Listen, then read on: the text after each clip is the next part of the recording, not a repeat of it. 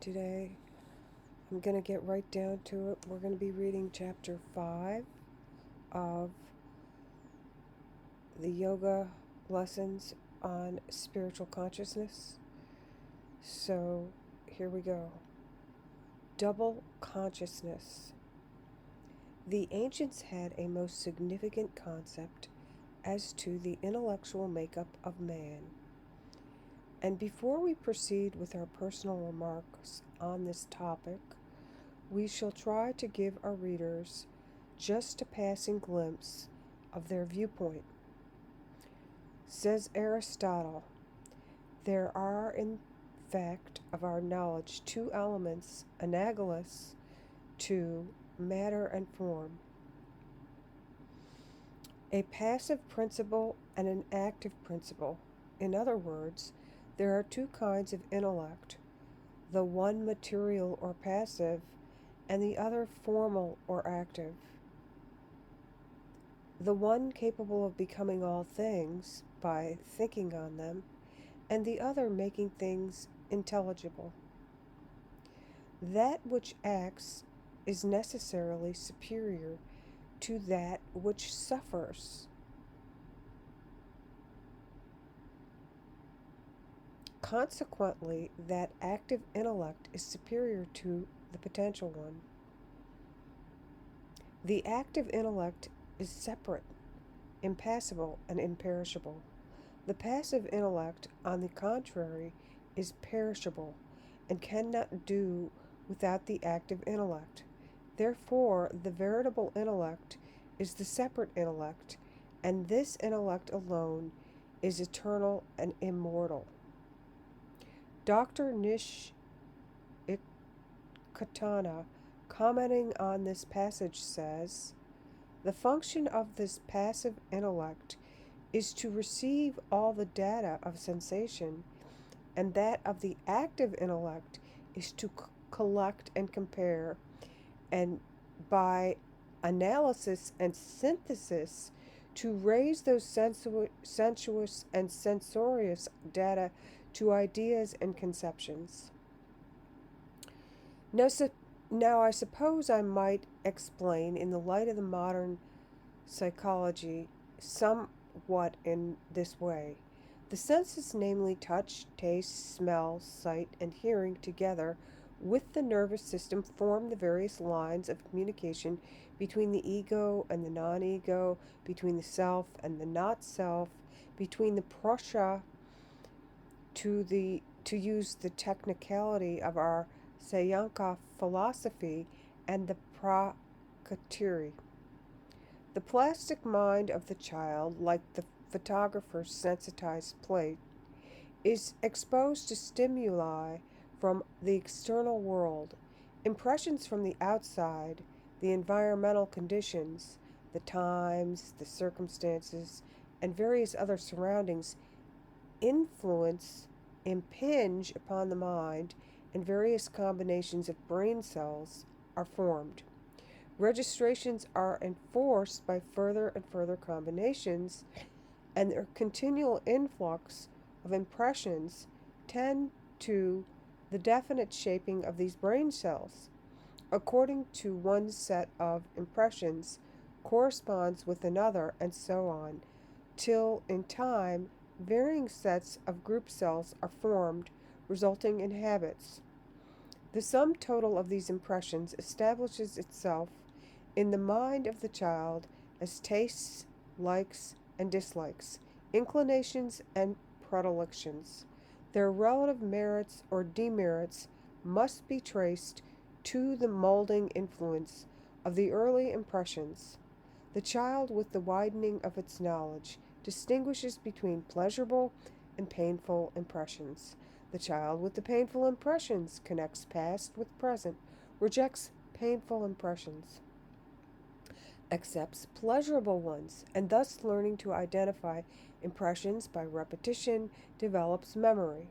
Thus, sensation produced thought, for mind as we know it, is resolvable into states of consciousness by varying duration, intensity, complexity, etc., all in the ultimate resting on sensation. Secret doctrine. The repetition of vibrations by attraction and repulsion to pleasurable and painful sensations developed memory.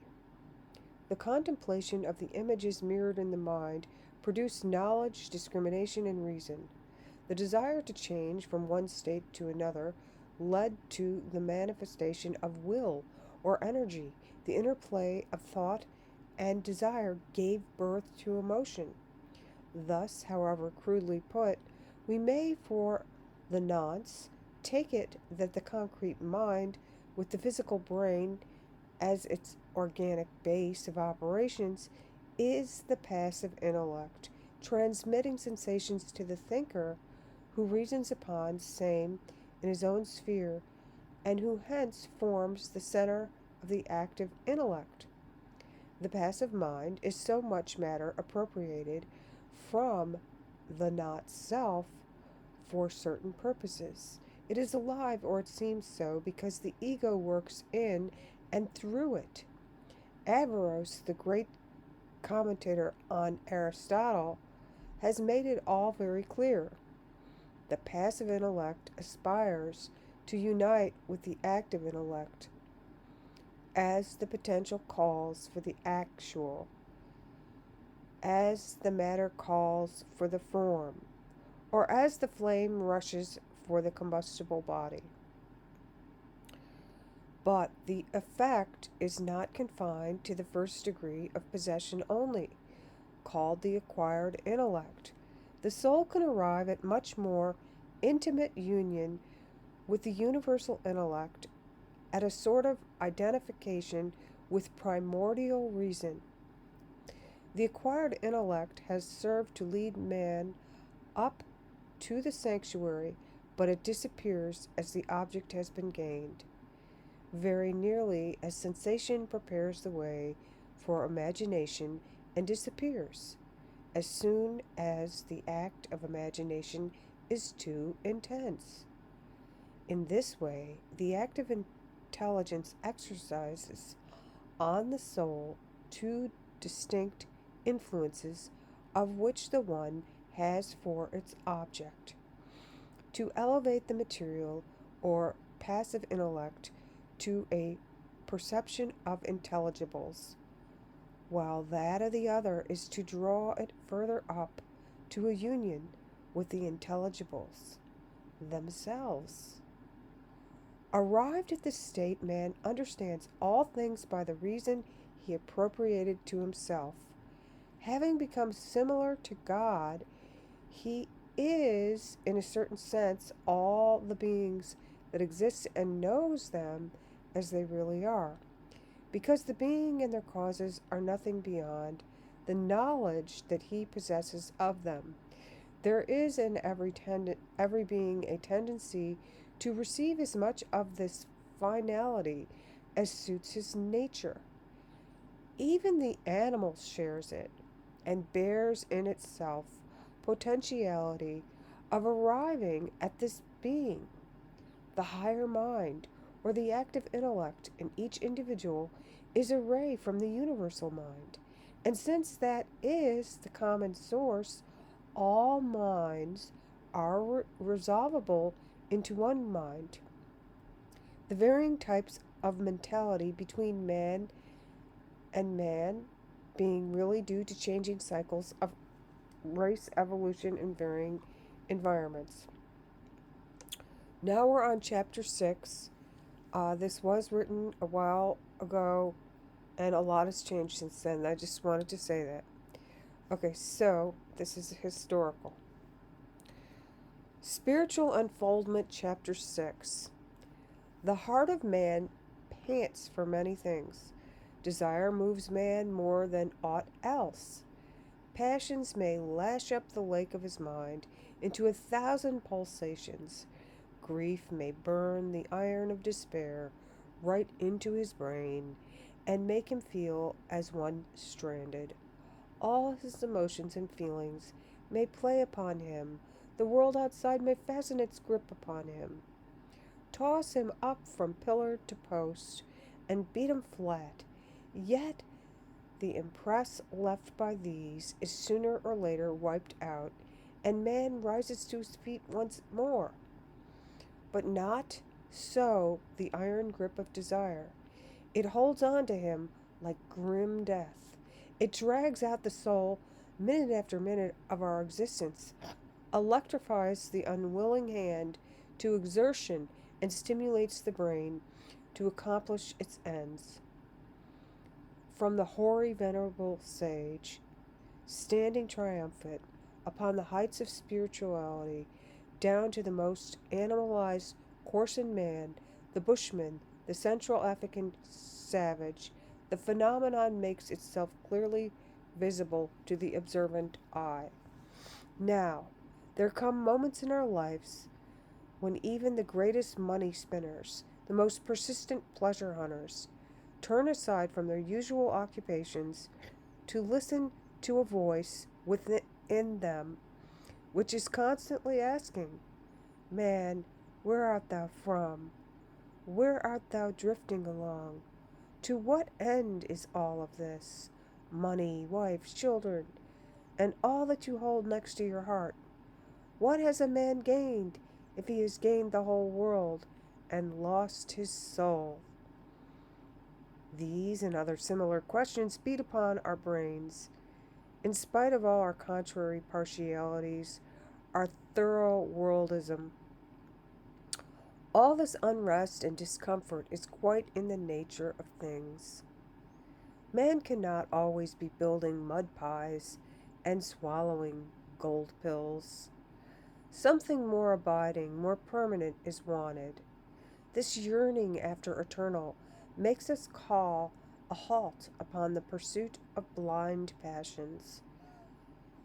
The hunt after pleasure, which is the vanishing point between satiety, satiety and reaction.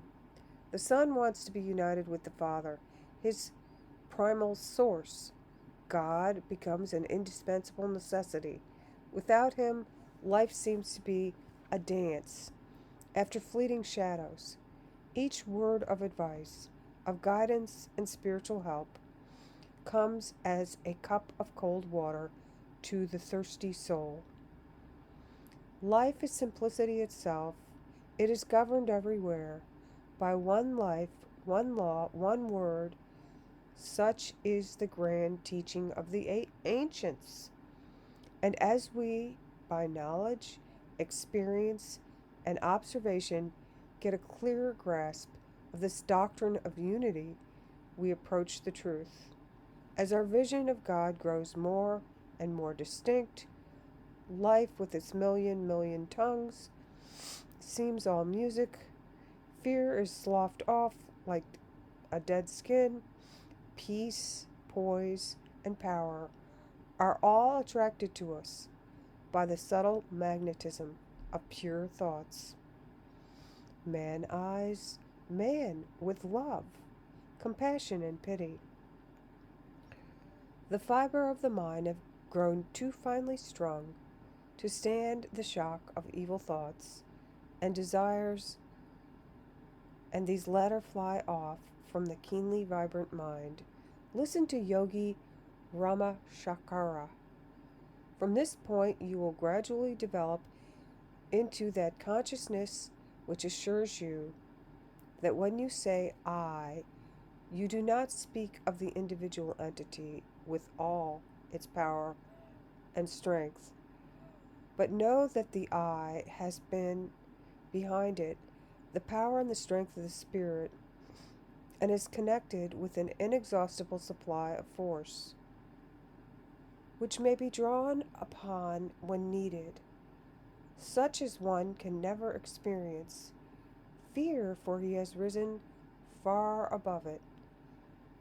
Fear is the manifestation of weakness, and so long as we hung it to us and make a bosom friend of it, we will be open to influence of others. But by casting aside fear, we take several steps upward in the scale. When man learns that nothing can really harm him, fear seems a folly. And when man awakens to a realization of his real nature and destiny, he knows that nothing can harm him, and consequently, fear is discarded. It has been well said, there is nothing to fear but fear. The abolition of fear places in the hands of man a weapon of defense and power which renders him most invincible. Why do you not take this gift, which is so freely offered you? Let you watch words be, I am fearlessly free. The italics are mine. It's a lengthy quotation, but each word will repay per usual. Thus, we see that spiritual unfoldment means a gradual stripping off of the dense and subtle sheaths in which man is clothed for the manifestation of the Spirit. What is the Spirit? I can give you but a very poor idea. The Spirit is the highest principle, the most sublime attribute of man. According to the teachings of the advanced occultists and the great sages of India, man is a sevenfold creature. It is also in seven sheaths, manifests on seven planes of being. These are according to Yogi Rama Shankara's classification: 7 spirits, 6 spiritual mind, 5 intellect, 4 instinctive mind, 3 prana, vital force, 2 astral body, and 1 physical body. Few, almost none, of the present race have achieved the 7th principle. The spirit in man is a spark from the divine flame. It establishes a psychic connection, if I may so put it, between man and absolute. The noblest of men and the most wonderful geniuses, the most brilliant masterminds, were the fortunate recipients of a few flashes of the Spirit, which is the invincible controlling power in man. In moments of deep abstraction, the human consciousness, if concentrated upon the high ends, finds messages from the Spirit, flashes downwards like a streak of lightning, and the world is startled by the revelation. As I have remarked before, man is not a finished product of nature. He is a developing creature. He has to master all these sheaths and realize the spirit within himself. It is a long and serious task.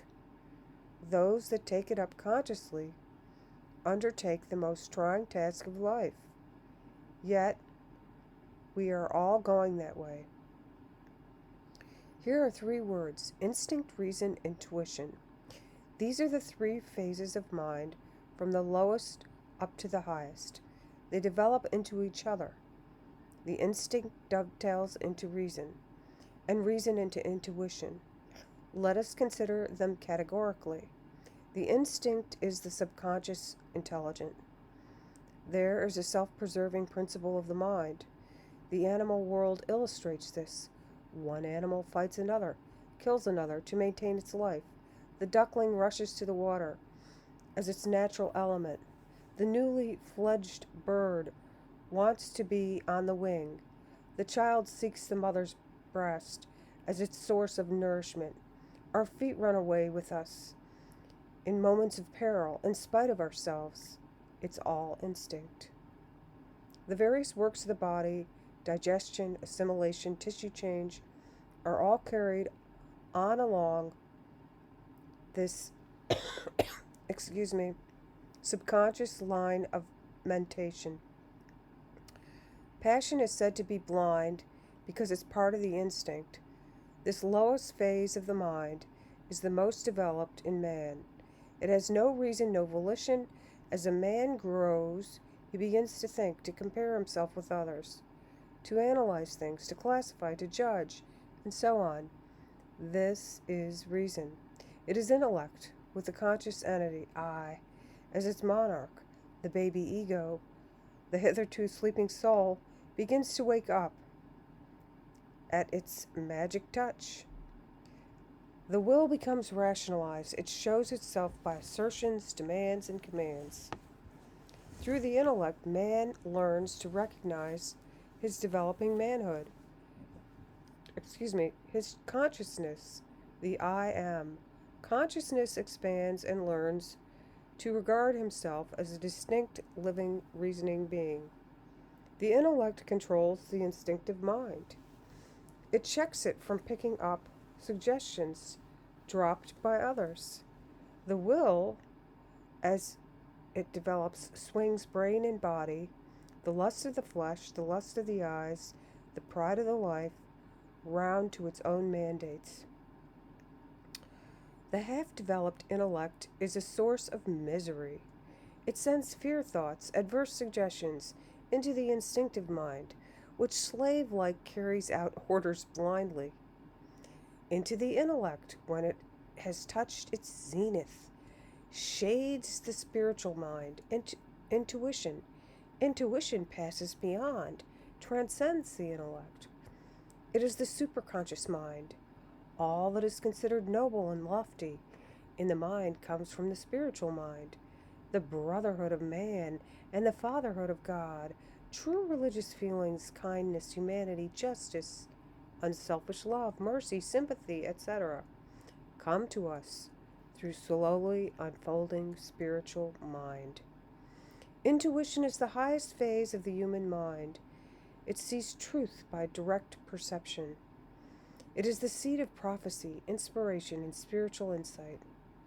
As the mind becomes calm and controlled, rays of light penetrate it from the realms of the spirit. Prophecy, the intuitive perception of some future event, often shows itself. It is a faculty which belongs to the spiritual side of consciousness.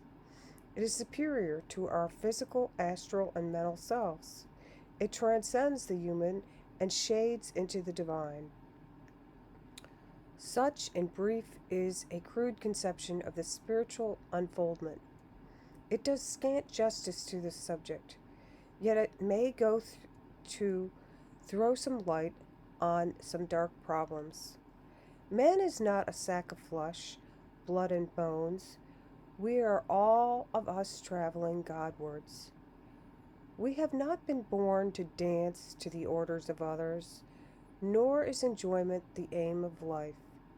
Some people who have developed a little intellect regard themselves as the creme de la creme of the universe. We are in a higher sphere. Such is the blindness of conceit. Those that cultivate such ideas will find the ground cut from under their feet. Let us pick out our line of action carefully. Let us not go into society as Ishmael, with our hands raised against everyone. Selfish, grasping men are the most unhappy of the whole lot of us. Harm watch, harm catch. None of us are spotless. If there is any one who repels us, let us not hate him. There is nothing to hate but hatred. Wisdom and understanding of our place in the vast cosmic evolution alone can rob death of its terrors. The warm, living impulses of the heart, if carried out, will surely work for our upliftment. Religion is life. Its mission is to take the animal man out of the divine man and set us free from this cage of flesh. Okay, next time we'll read chapter 7. Thank you for your time.